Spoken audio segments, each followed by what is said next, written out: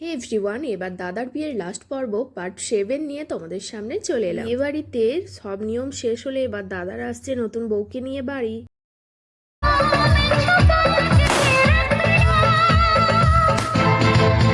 नजर झुका के कहो,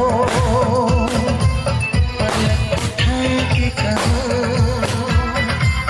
हाँ कहो ना कहो।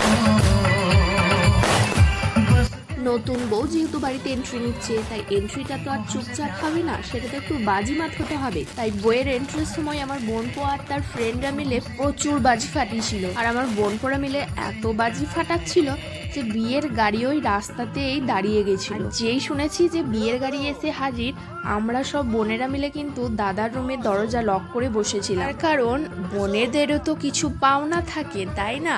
তো আমরা আমাদের পাওনা আদায় করব বলে কিন্তু আগে ভাগেই সবকিছু প্ল্যান করে রেখেছিলাম। তাই আমরা নতুন বইয়ের এন্ট্রিটা কিভাবে হলো সেটা কিন্তু মিস করে গেছিলাম।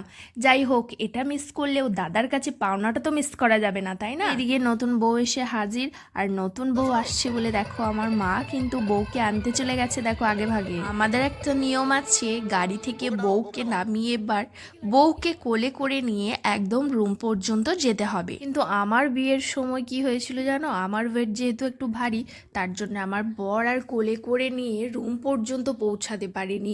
আর আমার নিজেরই ভীষণ ভয় করছিল, তাই আমাকে একটু নেওয়ার পর আমিই বলেছিলাম আমাকে নামিয়ে দাও, আমি হেঁটে হেঁটে চলে যাব। কিন্তু আমার দাদা ভাবিকে গাড়ি থেকে নামিয়েই কোলে নিয়েছিল আর একদম রুমে এসে পৌঁছেছিল। আর মাঝে একবার এই যে নামালো, এটা হচ্ছে ভাবির ওড়নাটা মাটিতে ঠেকতে ঠেকতে যাচ্ছিল বলে ভাবিকে একবার নামিয়ে ওড়নাটা ঠিক করে নিয়েছিল। কিন্তু বউকে বাড়িতে এনে হাজির করলেও সহজে তো রুমে ঢুকতে পারবে না গাইজ।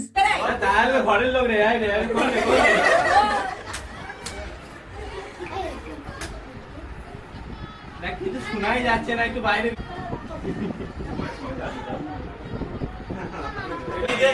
ভাই যা খুশি করে দিচ্ছে নে। তোমার কাছে তোমার হাতে নাও, তোমার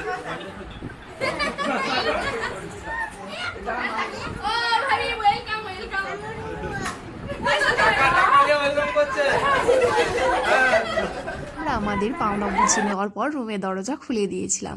আর হ্যাঁ গাইজ, এটাই ছিল বিয়ের লাস্ট অ্যান্ড ফাইনাল ব্লগ। এবার তোমাদের সঙ্গে দেখা হবে নেক্সট পার্টে রিসেপশনের ব্লগগুলো নিয়ে। ততক্ষণ পর্যন্ত বাই।